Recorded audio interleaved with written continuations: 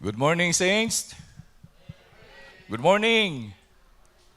Kung hindi nyo pa namin nag-greet ng good morning yung mga katabi ninyo, i-greet nyo na ngayon. This is your time to greet them. Pati doon sa likod. Okay?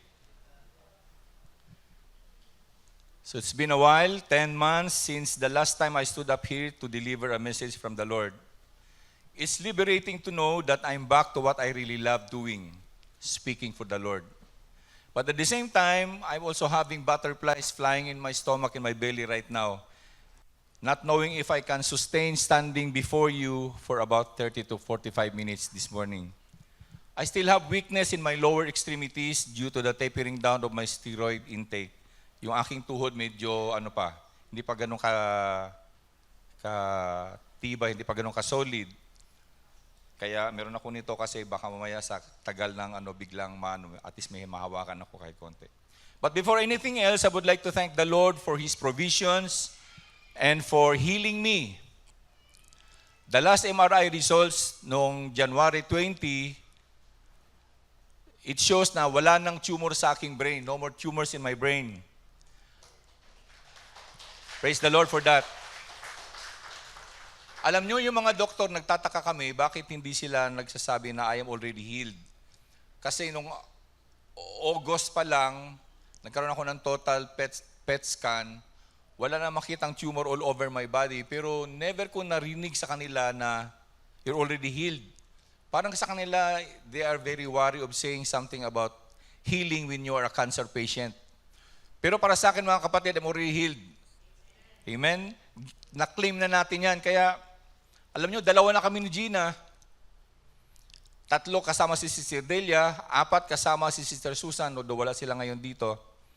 Okay? But for me, I'm healed. Second to that is that I would like to thank the Lord for my wife, Gina, for keeping her healthy. She was with me all throughout those harrowing 10 months. Nagkaroon ako ng hospital-acquired na sakit, pneumonia, but Gina stayed strong and healthy. She was fully clothed with the presence of God. Amen to that.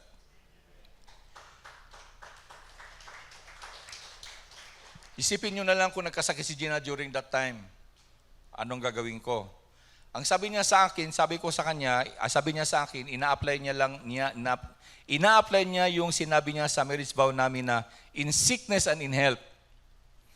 Ang sabi ko naman sa loob ko, I don't deserve this kind of love and care. Pero ang sabi niya sa akin, shh, huwag ka nang maingay. It's for the Lord's glory. It's for the Lord's glory.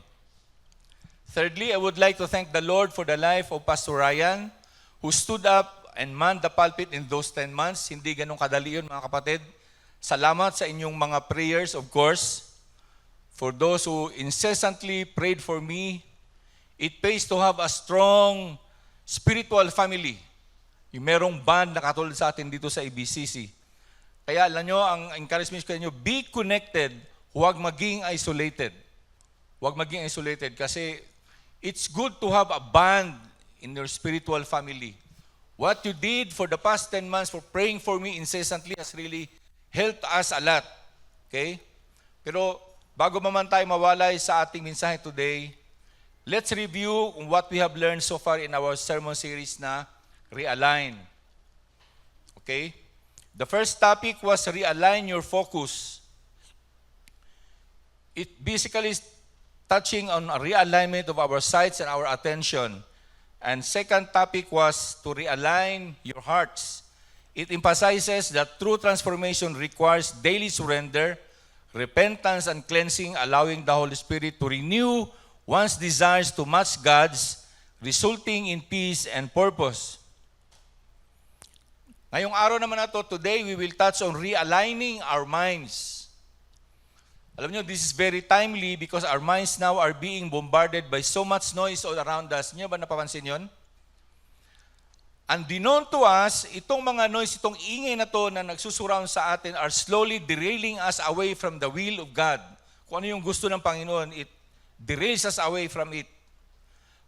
Ang magandang example dyan is that I don't want to speak about politics, pero politically, whether we like it or not, we are divided as a nation. Christians are divided doon sa kanilang loyalty sa kulay at sa personalidad. Okay? Pero for the will of God, but the will of God is for us followers of Christ to pray for our nation and its leaders. Pero ang nangyayari sa atin is that tayo mismo minsan nag-uumpisan ng mga diskusyon, nakikipagtalo doon sa mga taong hindi natin kilala sa social media. Because ito, ganito. So nagkakaroon tayo ng pagkakawatak-watak, where in fact, we are told to pray for the nation. Jeremiah 29:7 says, the Lord commanded His people, seek the peace and prosperity of the city. Pray to the Lord for it, because if it prospers, you too will prosper. No, take note about that, Jeremiah 29:7. You have to pray for the nation, kasi kung ang bansa natin ay maging asinsado, tayo rin asinsado. Do you believe that? So what should we do? Pray for our nation. Okay? So according doon sa Psychology Today, ito yung sinasabi doon sa realignment. Realignment of the mind refers to the process of fundamentally shifting deep-seated values, beliefs, and cognitive frameworks to bring external actions into harmony with internal truths or new goals. Ang lalim. Sobrang lalim ng English. Can somebody translate that to me? Wag na lang, balik na lang natin, doon na lang tayo sa Bible mag-base. Kasi mas klaro ang sabi ng Bible about realignment of the mind. The concept of realignment of the mind is primarily referred to as the renewal or transformation of the mind. It is a process of taking a new direction away from worldly patterns and aligning your thoughts towards the divine truth to better understand God's will. I-realign natin yung ating pag-iisip doon sa pag-iisip ng Panginoon para alam natin kung yung kanyang kagustuhan. And the Bible promises perfect peace to those whose minds are steadfast or committed and unswerving to the Lord. Isaiah 26:3 says, you will keep in perfect peace those whose minds are steadfast because they trust in you. Trust in the Lord forever. For the Lord Himself is the rock eternal. Can we hear an email to that? Perfect peace to those whose minds are steadfast. Kung sino yung mayroong mga minds na matibay, matatag, steadfast. That's why ang Apostle Paul wrote the central command in mind realignment. He wrote it in Romans chapter 12 verse 2. He said, and he wrote, do not conform to the pattern of this world, but be transformed by the renewing of your mind. Then you will be able to test and approve what God's will is. His good, pleasing, and perfect will. Yung kagustuhan ng Panginoong Diyos ay good, maganda, pleasing, and it is perfect. Hindi mo na kailangang dagdagan pa. Yun yung kagustuhan na dapat, sabi ni Pablo, be transformed by the renewing of our mind. Then you will be able to test and approve what God's will is. His good, pleasing, and perfect will. In the light of the comments by a famous action star who is now one of our lawmakers, na ang mga kabataan doon natin ngayon ay pakilakas. Pero sa totoo lang, ang mga kabataan na ba talaga mayroong weak minds? Kayo ba ay mayroong strong minds? The same, no? The same. So I think for all of us parents na mayroon pa mga liliit na mga anak, and we believers and followers of the Lord Jesus Christ should make it our goal in life to make our children steadfast in their mind. Kaya pinagpipray natin yung mga bata dito before tayo mag-umpisa ng ating message for them to be able to strengthen their doon sa Sunday school sa taas. We need to teach them the ways of the Lord and to trust Him. Kasi sa Bible, renewing of the mind is literally yung word na Greek word ng renewing of the mind is metanoia. It is ang ibig pa sabihin nun ay repentance o pagbabago ng isipan, pagsisisi, yun yung ibig sabihin ng renewing of the minds. Realignment is an invitation to redirect our focus from being self-centered to being God-centered. Realigning our focus to being self-centered to God-centered. Kaya merong instruction si Paul sa mga kapatiran sa Efeso. Ganito ang kanyang sinabi. Open your Bibles to Ephesians chapter 4 verse 22 to 24. It says, you were taught with regard to your former way of life to put off your old self, which is being corrupted by its deceitful desires, to be made new in the attitude of your minds, and to put on the new self, created to be like God in true righteousness and holiness. Putting off the old self and putting on the new self. Ang ibig sabihin nun, shedding, yung pagtatanggal ng sinful, selfish habits and adapting to a life of righteousness and holiness reflecting God's character.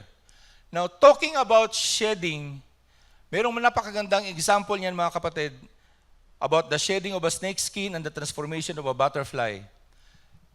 Alam natin lahat to, no? Yung metamorphosis from a very ugly caterpillar that will become a very beautiful butterfly. Meron talagang pagbabago, meron transformation. Pero yung shedding of the skin of a snake, pagkatapos niya mag-shed, snake pa rin siya pagkatapos. Hindi siya nagbabago, snake pa rin. But for us, we are told, ang Ephesians 4:22-24 describes a spiritual transformation from a former way of life corrupted by deceitful desires to a renewed mindset and actions in Christ. It is a call to actively change from being self-centered and ruled by worldly desires to being God-centered, truthful, and serving others. Katulad ng pagpapalit ng damit. Tayo, kailangan natin magpalit ng damit, ayaw natin maging maamoy, di ba? Ayaw din nating ibalik yung pinagpalitan natin, kailangan malinis, kailangan malabhan. Ganon tayo supposedly mga kapatid. So paano ba natin i-apply sa buhay natin ngayon? Ang mga practical application na kailangan natin gawin? Number 1, dependence on the Holy Spirit. Renewal is not a solo effort. It is a renewal of the Holy Spirit. Dependence on the Holy Spirit involves daily surrender, recognizing personal inadequacy, and relying on divine power for transformation, guidance, and in the ministry. It moves believers from self-reliance to a life led by the Spirit, fostering the fruit of the Spirit, which is mentioned in Galatians chapter 5, verse 22-23, and enabling spiritual gifts. Cultivating this reliance requires prayer, scriptural study, and intentional and humble submission to the Lord. Titus chapter 3 verse 5 says, He saved us not because of righteous things we have done, but because of His mercy, He saved us through the washing of rebirth and renewal by the Holy Spirit. It was the washing and the rebirth of the Holy Spirit that has cleansed us, not because of the righteous thing o yung mabubuting mga gawa na nagawa natin. The Spirit, He highlights areas of our lives that are out of alignment, and He empowers the change. Siya yung magbibigay sa atin na hindi ka na aligned, and He empowers us to be aligned again. Because true dependence begins with recognizing one's limitations and acknowledging the need for divine strength. Yung inaangkin natin na hindi natin to kaya, wala tayong lakas na sariling atin, kundi kailangan natin ng guidance ng Panginoon. Rather than relying on our own self. Meron napakagandang example nito pagdating na the dependence of Moses to God. We can find that in Exodus chapter 33 verse 15-16. Ang scene na to is that this is after na bumaba si Moses when he received the 10 commandments, yung 2 tablets coming from the Lord, was written by the fingers of God. Bumaba siya doon, Mount Sinai, papunta doon kung saan sila, ang Israelites. And then inabutan sila doon ni Moses na nagwo-worship ng golden calf or si Baal. Kasi 40 days and 40 nights si Moses doon sa taas ng Mount Sinai, na nainip yung mga tao sa kahihintay sa kanya, baka hindi na bumaba si Moses, baka sinolo na ni Moses ang presensya ng Panginoon. Kaya ang sabi nila kay Aaron, ano bang gagawin natin? Let's make a God on our own. So sabi ni Aaron, di siya napigilan yung kanyang, hindi siya nagpapigil sa ng mga tao, kaya sabi niya, i-gather lahat ng mga gold, and then let's melt it and make a cow, and let's worship that cow.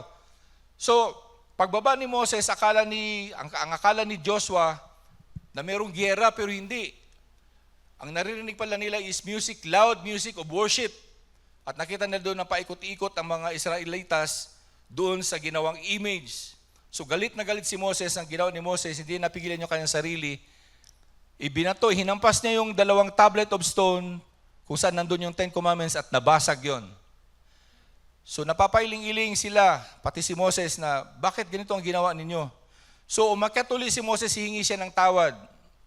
Doon, sa pangalawa niyang pag-akyat, he requested the Lord to see, that if you could see Him, pakita niya ang kanyang glory. Ang sabi ng Panginoon, dadaan ako, di ba? In the cliff of the rock and you will see my glory. And then, ang sabi ng Panginoon sa kanya, dalhin mo ang mga taong ito doon sa lugar na gusto kong dalhin sila. I will give you rest. Pero ang sabi ni Moses in chapter 33 verse 15 to 16, sabi niya, then Moses said to him, if your presence does not go with us, do not send us up from here. How will anyone know that you are pleased with me and with your people unless you go with us? What else will distinguish me and your people from all the other people on the face of the earth? Ayaw ni Moses na umalis na hindi kasama ang Panginoon. Alam nyo, naalala ko, 22 years ago, before ako makarating dito sa Olongapo, ang message doon sa Davao City Alliance Gospel Church is about this verse. Kaya ito yung naging prayer ko din na, Lord, hindi ako pupunta ng Subic, hindi ako pupunta ng Olongapo, hindi mo ako sasamahan. Wala akong kakilala doon. You're the only one that will be with me. And the Lord indeed has accompanied us. Hindi lang ako kundi kasama ang aking buong pamilya dito. 21, 23 years na kami rito sa Olongapo. And we're doing good. Amen. Alam nyo, Moses based his appeal to the grace or the favor of God, for he knew that the Lord was merciful and gracious and that Israel was guilty. If God gave them what they deserved, they would have been destroyed. That day, 3,000 of them died because of the sin that they committed. The Jews were God's people and Moses was God's servant. Ayaw ni Moses na angel ang sumama sa kanila. Para kay Moses, there's nothing special about that kung angel lang ng Panginoon ang sasama sa kanila. The thing that distinguished Israel from the other nations was their God was present with them, and that's what Moses requested. Di ba? Yung pillar of clouds by day and a pillar of fire by night, that was the presence of God. At kitang-kita ng mga tao yun doon na, the God of Israel is with them. So ngayon, kung hindi sasama ang Panginoon sa kanila, mawawala yung pillar of clouds and pillar of fire by night. It's the one that distinguishes them from the rest of the other people all around them. So yung presence ng Panginoon, mga kapatid, if we rely on and we depend on the presence of the Holy Spirit in our life, it separates us from the rest. Alam niyo yun? It distinguishes us from the rest. So, siguro nung time na sinabi ng Panginoon na sasamahan ko kayo, Moses' heart was very happy. It leaped for joy when he heard God promise to accompany the people and lead them to the place of rest that we had promised. You see, nung December, ang message sa atin is that God is Emmanuel. Ano yung Emmanuel? What does that mean? God with us. Pero God is not only with us, He is in us. That's the Holy Spirit. It's not only in us, but God is for us. That's the Lord Jesus Christ. God for us, and we can trust Him. Can we trust Him? Okay, mga kapatid, let's push this some more. Alam niyo, kung if our dependence in God is non-existent, yung gathering natin dito, yung worship natin dito, mga kapatid, is not worship, but a gathering of club members. Kasi yung church natin magiging club. It's an organization of people like us kung wala yung dependence natin sa Panginoon. What does that mean? Even our prayers will become wishful thinking if we are not really dependent with the Lord Jesus Christ or even to the Holy Spirit. Our singing, our praise and worship will become a mini concert or just jamming lang. If we do not depend on the Lord, we not depend on Christ, we depend on the Holy Spirit. Hear me out, mga kapatid. If our dependence is in ourselves, then we are in for a downward spiral. Downward talaga, hindi pupuntang ganun. If our dependence is on ourselves, pababa ng pababa, mga kapatid. Mark my words. Pangalawa is daily immersion in the Word of God. Alam nyo, yung consistent engagement with the Bible acts as a diagnostic check-up, chine-check yung ating mga sarili. No wonder si Joshua was commanded before he took over the leadership from Moses in Joshua 1:8. This is a very familiar verse. Ano ba nakasabi doon? Keep this book of the law always on your lips. Meditate on it day and night so that you may be careful to do everything in it, written in it. Then you will be prosperous and successful. Always on your lips. Ano bang ibig sabihin niyan, mga kapatid? That we have to memorize the Word of God. Memorize it. Always on our lips to memorize it. You know what? Si Gina and I are back to memorizing verses, especially that relates to our marriage and relationship. Pero ang hirap pala talaga ngayon, when you are already approaching your senior years, ang hirap nang mag-memorize ng verses. Kaya ang prayer namin, Lord, help us to be cognizant and to memorize your words again. Para it will always be in our lips. Merong kaming na-memorize ni Gina, especially on our relationship as husband and wife. James 1:19, it says, everyone should be quick to listen, slow to speak, and slow to become angry. Kung meron tayong ganun sa ating mga lips, tingin ko, all relationships of husband and wives will always be okay. Kasi you will be quick to listen, slow to speak, and slow to become angry. And then, to meditate on the word of the Lord, we are now having our couples devotional every night using yung YouVersion. YouVersion. It's a free app na pwede yung ma-download sa inyong mga cellphone. There's a lot of resources there that all of us can use. Alam nyo, take advantage of the digital technology nowadays, instead of being taken advantage of it. Take advantage of the digital, instead na tayo ay ma-take advantage. Naalala nyo yung nilagay ni Pastor dito last Sunday about yung quotation niya kay sinabi ni Pastor John Piper? Di ko na ma-memorize ko yung sinabi doon, but it's really about being taken advantage of technology today. Instead of us having much screen time, reading the Bible, or, teaching ourselves to read the Bible and what the Lord is telling us, iba yung ating napapanood, iba yung ating nababasa, iba yung ating naririnig every day. This is the noise that is running all around us every day. And it affects our minds whether we like it or not. Alam nyo, the Bible promises a profound reward when we follow this. Obedience. We will follow everything written in it. Daily guidance and wisdom. And ito pa, we will be prosperous and successful. Naalala ko, one Sunday, I think that was in the last Sunday of January, Pastor Mel mentioned something about Christians are supposed to be prosperous and successful. Do you believe that? Tayong lahat na mga mananampalataya sa Panginoon are supposed to be prosperous and successful. Pero bakit hindi lahat? Bakit hindi lahat?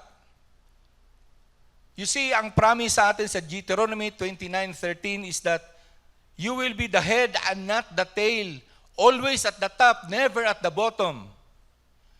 We will lend to many, but will not borrow from anyone. Yun yung promise sa atin. And ang sabi niya kay Joshua is to keep these words from your lips, in your lips. Meditate on it day and night so that you may be careful to do everything written in it.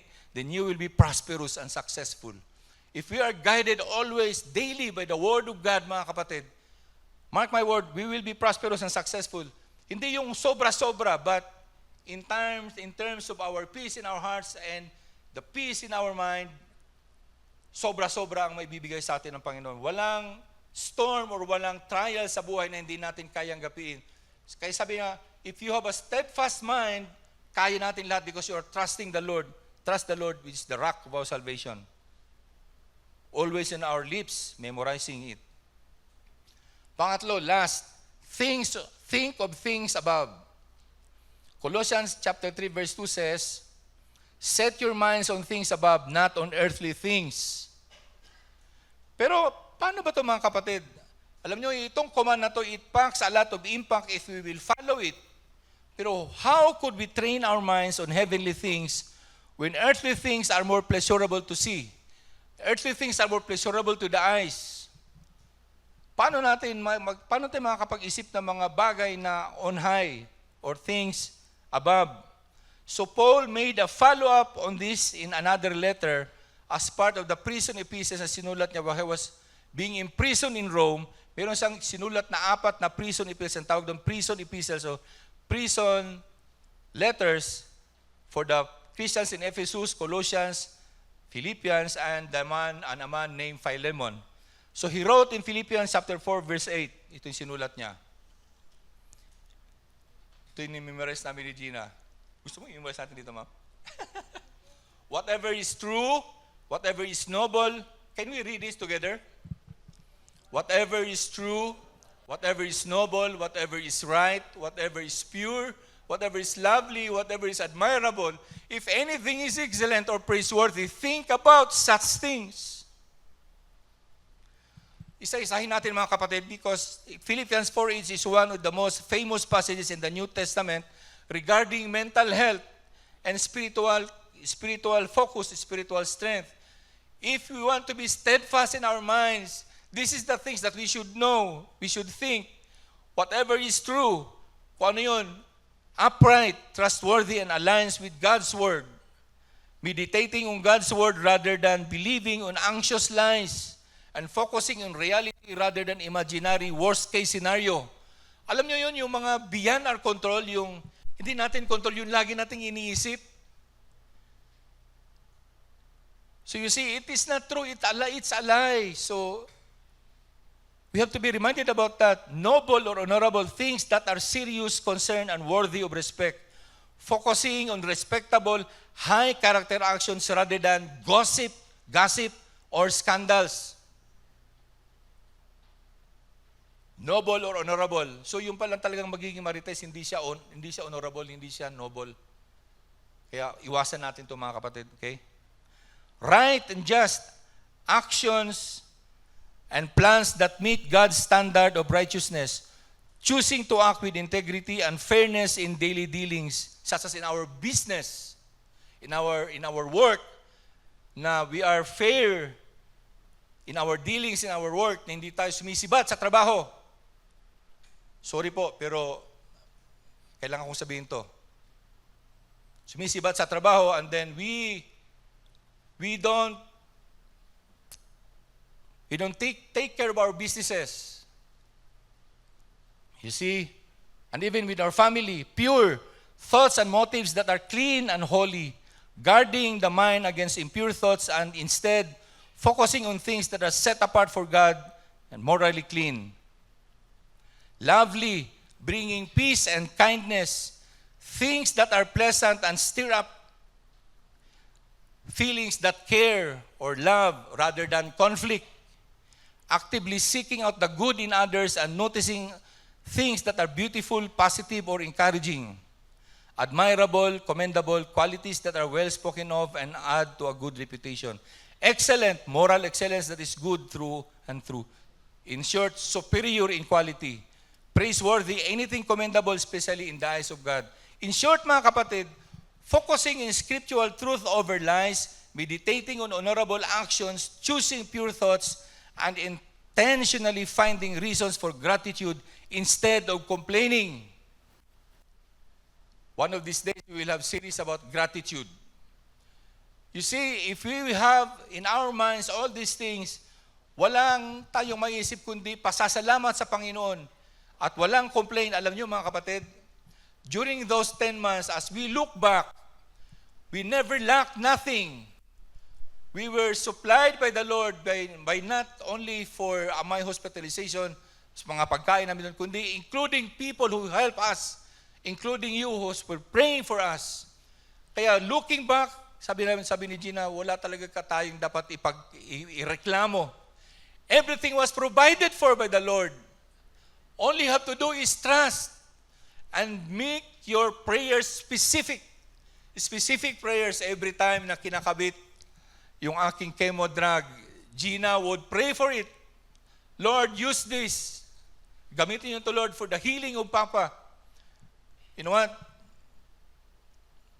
Looking back to those harrowing 10 months, I was really amazed of how the Lord has worked in our lives and how the Lord has reminded me personally of realigning my mind,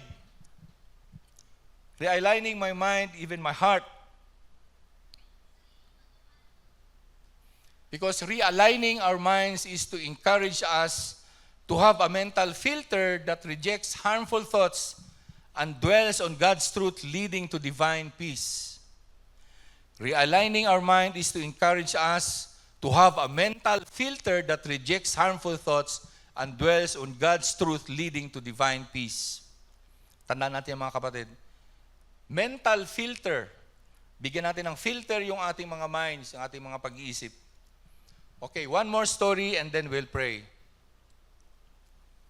Alam nyo mga kapatid, during those times na we were there in the hospital, back and forth kami every other week, si Ong was with us. Of course, kailan ko pala pasalamat ang Panginoon sa buhay ni Ong.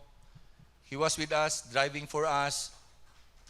Salamat Ong sa buhay mo Ong, sa pasensya mo sa akin, at sa pagmamahal mo sa akin Ong. Thank you very much. I love you too.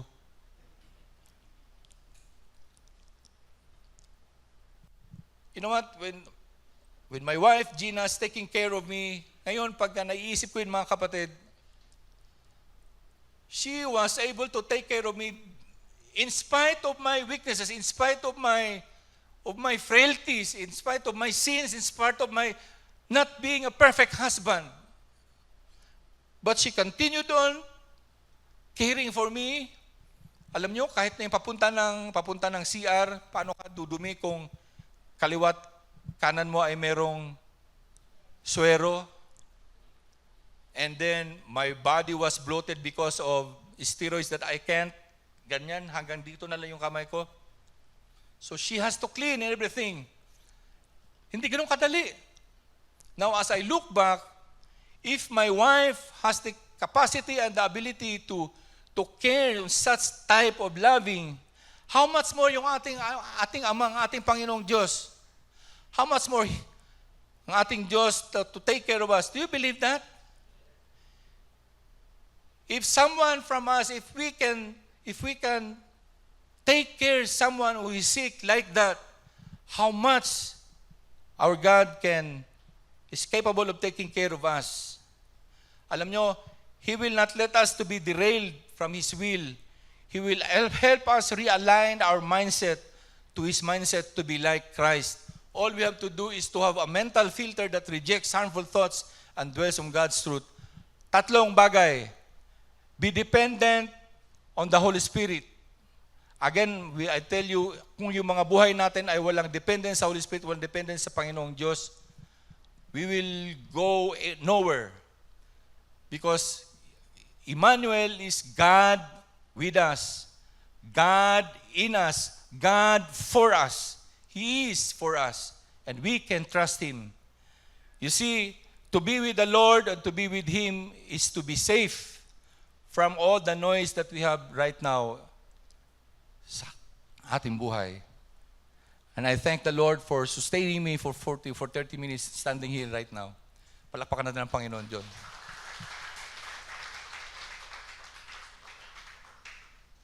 Yung binasa ko kanina sa Philippians 4, chapter 4, verse 8, ang pinakauna talaga doon is that rejoice in the Lord. Always, I'll say it again, rejoice. Do not be ready or be ready of your gentleness so that others will see it, because God is near. He is near. Do not be anxious about anything, but with prayers and petitions and with thanksgiving, present your requests to God. And the peace of God that transcends all understanding will guard your hearts and your minds in Christ Jesus. Then sumunod kagad yung, finally, brothers and sisters, whatever is true, whatever is noble, whatever is right, whatever is pure, whatever is lovely, whatever is admirable, and whatever is, if anything that is excellent and praiseworthy, think about such things. Dito sa Bible ko, Itong nakalagay rito, Devotional Bible for Dads. Sabi rito, this is the good kind of anxiety, a good kind of anxious. To be anxious of thinking about the truth of God rather than anxious of thinking those things that are beyond our control. Amen? This is a good kind of anxious, mga kapatid.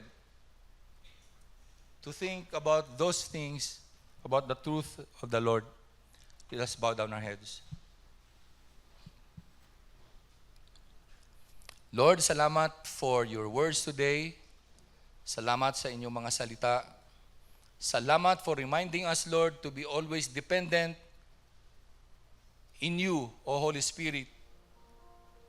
To be dependent upon you, O Lord. Thanks for reminding us na if our dependence is somewhere else, yung gathering namin every Sunday, Lord, will become a gathering of club members. Our singing will become like a mini concert or a jam session. And our prayers, Lord, will become wishful thinking. Lord, thank you for reminding us to be always dependent upon you and for the life of Moses. Lord, our prayer is that we will not go out of our homes without your presence. Because your presence, Lord, make us distinguishable from anybody else. That's our role. That's what you should be doing, Lord. So, our prayer, Lord, nawa na every morning as we get up, Lord, from bed, ang aming sasabihin palagi sa inyo, Lord, we will not go out in our home, sa aming mga bahay, na hindi ka namin kasama, hindi kita kasama. Be with me, Lord, in my work. Be with me, Lord, in the school. Be with me, Lord, in the office. Be with me, Lord, as I talk to my boss. And see, Lord, the difference that is in me compared to them. Because you are with me. And then, Lord, to be always immersed in your words rather than be immersed in something else. Salamat, Lord, for reminding us of what you told Joshua, that we have to have these words, these laws in our minds, to be always meditating it day and night and put it in our lips, to memorize it, so that we'll be able, Lord, to obey everything that is in it and we will become prosperous and successful. Yung palang sigurado, Lord, yung pala ang sikreto ng successful life being a follower of the Lord Jesus Christ, to be obedient to your words. And of course, Lord, to think about the things above. And teach us, Lord, not to be tempted to look at the things that this earth, that this world, Lord, will offer us. Marami talaga, Lord, na makakaderail sa amin, Lord, in looking at these things rather than instead of looking at things that are pleasurable and worthy, Lord, of praise. Teach us, Lord, on how to do this. May it be, Father, that your word will not stay here today, Lord, this morning, but will be printed in our hearts. Na lahat, Lord, should be dependent upon you. Kaming lahat, Lord. And salamat, Lord, for your care and for being a God that is trustworthy. For being a God, Lord, that we can always be safe. So, Lord, we are safe in the hollows of your hands. Yes, Lord, salamat sa inyong kabutihan sa amin. Thank you, Lord. We give you all the glory in Jesus' name. And everybody will say, let's offer a clap offering to the Lord. Yung pinakamalakas, mga kapatid. Amen and amen. Hallelujah.